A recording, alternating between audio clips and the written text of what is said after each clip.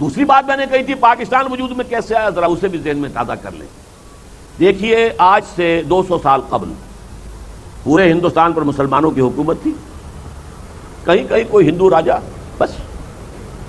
زیادہ آپ یہ کہہ سکتے ہیں کہ مغلیہ سلطنت کمزور ہوئی تو اپنی اپنی جگہوں پر جو مسلمان جو تھے نواب وغیرہ وہ طاقتور ہو گئے، یہی بات تھی. لیکن تھی تو مسلمانوں کی حکومت. انگریز آیا، انگریز نے ہم سے حکومت چھینی، کہیں کہیں ہندوؤں سے بھی چھینی، کہیں پنجاب میں سکھوں سے لی، یہاں سندھ میں تو مسلمانوں سے لی تھی، تالپور خاندان کی حکومت تھی.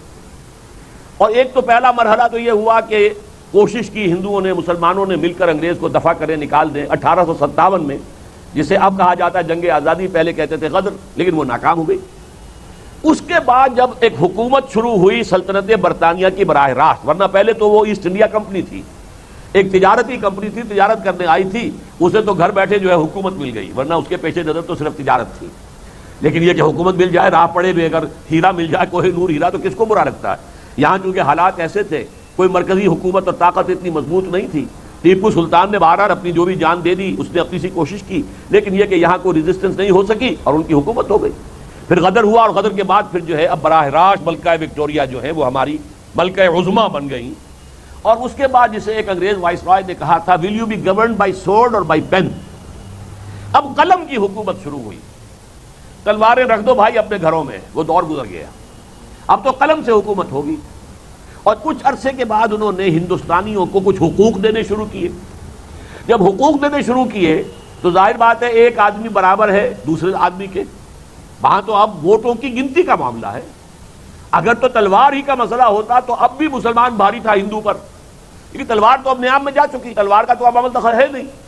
اب تو ہے ووٹ کا معاملہ. میونسپلٹی کا الیکشن ہے تو ووٹوں پر ہے، کوئی پروونشل اسمبلیز بن رہی ہیں، 1936 میں الیکشن ہوا تو ووٹوں سے ہے.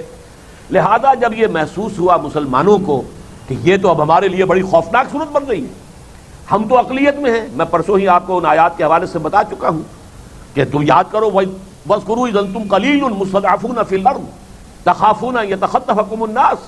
تو ہم تو اس خطرے میں مبتلا تھے کہ ہندو تو ہمیں کھا جائے گا، ایکسپلائٹ کرے گا، ہماری تہذیب ختم کر دے گا، ہماری زبان ختم کر دے گا. یہ سارے خطرات مرتے ہوئے نظر آئے. ہم سے 1000 سالہ غلامی کا بدلہ لے گا، ہم سے انتقام لے گا. تو اس وقت مسلمانوں نے پھر 1906 میں مسلم لیگ بنائی کہ ہم ملے، وائس رائے کے پاس جایا کریں، ان سے کہا کریں کہ ہم مسلمان ایک علیحدہ قوم ہے، ہمارے حقوق کا ذرا علیحدہ خیال رکھیے، ہماری گنتی کے حساب سے ہمیں بھی حقوق پہنچ جائیں، ہمارا جو ہے براہ راست مقابلہ جو ہے گنتی کے حوالے سے ہندوؤں سے نہ کرائیے.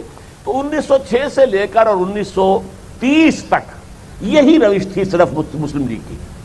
1930 میں آ گئے علامہ اقبال اور ان کا خطبہ الہ آباد کا. انہوں نے پہلی مرتبہ ایک تو پیشن گوئی کی کہ میں اسے ڈیسٹنی سمجھتا ہوں، تقدیر مبرم ہے، اٹل تقدیر ہے کہ ہندوستان کے شمال مغرب میں ایک آزاد مسلمان ریاست قائم ہوگی. یہ گویا کہ پروفیسی تھی، پیشن گوئی تھی، تجویز نہیں تھی. پاکستان کا ریزولوشن تو 1940 میں 10 سال کے بعد آئے گا، یہ 1930 کے دسمبر کی بات ہو رہی ہے. انہوں نے کہا یہ ہو کر رہے گا، یہ ایک پروفیسی ہے، یہ ایک ان کی پیشن گوئی تھی. اور ساتھ ہی کہا اگر ایسا ہو گیا تو ہمیں ایک موقع مل جائے گا کہ اسلام کے چہرے پر جو بدنما داغ آ گئے ہیں دور ملوکیت میں، اس لیے کہ پہلا اسلام حضور کے زمانے کا بہترین اسلام، پھر یہ خلافت راشدہ والا اصل اسلام. دور بنو امیہ کا اسلام تو کامل اسلام نہیں ہے، مکمل اسلام نہیں ہے، اس میں تو ملوکیت آ گئی. دور بنو عباس میں تو ملوکیت جو ہے ٹھاٹ باٹ کے ساتھ پوری طرح قائم ہو گئی، محل بن گئے، عیاشیاں شروع ہو گئیں. اب دنیا اگر اسلام کو ان کے حوالے سے دیکھے گی تو صحیح اسلام تو ان کے سامنے نہیں آئے گا، بلکہ وہ داغدار اسلام ان کے سامنے ہے. تو اب ہمیں موقع مل جائے گا اگر ایک آزاد مسلمان ریاست قائم ہو گئی تو اسلام کے چہرے پر جو یہ بدنما داغ اور دھبے جو ہیں دور ملوکیت میں، عرب امپیریلزم کا لفظ استعمال کیا ہے علامہ اقبال نے، اس دور میں جو دھبے لگ گئے تھے انہیں ہٹا کر صحیح اسلام کی شکل دنیا میں پیش کریں، یعنی وہ کہ خلافت راشدہ کا نظام قائم کریں. یہاں انجیکشن لگا ہے در حقیقت احیائی انجیکشن.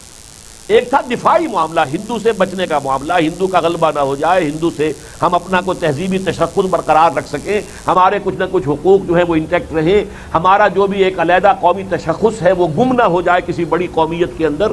لیکن یہ کہ اس وقت تک تو دفاعی معاملہ تھا صرف. اب علامہ اقبال نے انجیکشن لگا دیا اس میں، جیسے آپ دیکھتے ہیں نا کئی اسپتال میں کوئی مریض پڑا ہوا ہے، گلوکوز کی بوتل لگی ہوئی ہے، پھر اسی کی جو وہ نلکی جا رہی ہے اسی میں انجیکشن لگا دیتے ہیں کوئی، وہ اسی کے ساتھ ساتھ وہ انجیکشن جو ہے اسی گلوکوز کے ساتھ یہ وہ انجیکشن کی دوا بھی اندر پہنچ گئی.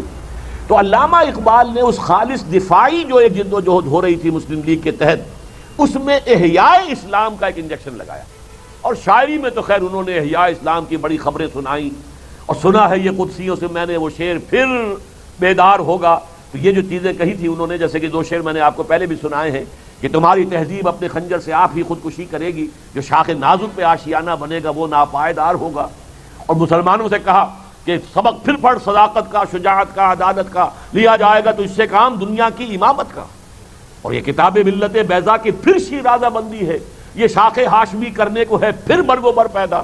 تو ایک رنائسنس اسلام کا احیاء کا جو خواب ہے وہ علامہ اقبال نے اس تحریک پاکستان میں شامل کر دیا، تحریک مسلم لیگ میں۔ تحریک پاکستان تو وہ 1940 میں بنی ہے، پھر 1937 میں قائد اعظم منظر پر آئے ہیں، ورنہ وہ مایوس ہو کر مسلمانان ہند سے کہ ان لوگوں کی میں کیسے قیادت کروں، ان کا تو حال یہ ہے کہ ان کا بڑے سے بڑا لیڈر صبح مجھ سے جو بات کرتا ہے شام کو جا کر گورنر کو بتا دیتا ہے، تو میں کیسے ایسی قوم کی جو ہے لیڈری کروں، تو کیسے کروں؟ ان لوگوں کے اندر تو اخلاق اور جو جس کو کردار کہتے ہیں، کیریکٹر کی کچھ ہے ہی نہیں۔ وہ تو مایوس ہو کر جا کے انگلستان میں بیٹھ گئے تھے، کچھ لوگوں نے انہیں بلایا ہے کہہ سن کر، اور ان میں خود علامہ اقبال بھی شامل ہیں جنہوں نے آمادہ کیا کہ آپ آئیے اور سنبھالیے۔ بہرحال سن 37 سے 47 تک پھر جو قائد اعظم نے بیانات دیے ہیں، پوچھا کہ آپ کا دستور کیا ہوگا؟ ہمارا دستور تو قرآن ہے، 1400 برس پہلے سے طے ہے۔ نظام کیا ہوگا؟ اسلام کا نظام ہم قائم کریں گے، ہماری تہذیب، ہمارا تمدن، ہمارے قوانین، ہم تو سب اس کو نافذ کریں گے۔ تو یہ 10 برس تھوڑے نہیں ہوتے، 10 برس کا یہ راگ ہے کہ جو مسلم لیگ میں وہ قائد اعظم سے لے کر جو چھوٹے سے چھوٹے قائد ہو سکتے تھے، لوکل لیڈر، سب نے یہ راگ الاپا، اس کے نتیجے میں پاکستان قائم ہوا۔